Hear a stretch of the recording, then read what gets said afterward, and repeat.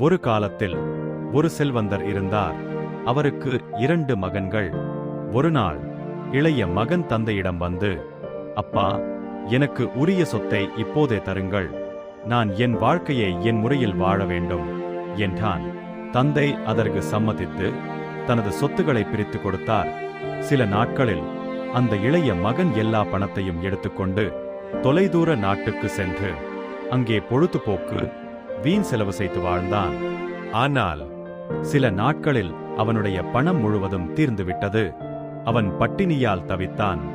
வேலைக்காக தேடித் தேடி ஒரு பன்றி மேய்க்கும் வேலை கிடைத்தது. அவன் மிகவும் பசியால் பன்றிகள் சாப்பிடும் உணவையே சாப்பிட நினைத்தான். அப்போது அவன் மனதில் தோன்றியது, என் அப்பாவின் வீட்டில் வேலைக்காரர்களுக்கே உணவு கிடைக்கிறது, நான் ஏன் இப்படி தவிக்க வேண்டும்? அவன் முடிவு செய்தான், நான் திரும்பி என் அப்பாவிடம் சென்று மன்னிப்பு கேட்கிறேன்டோ. அவன் திரும்பி வந்தான்.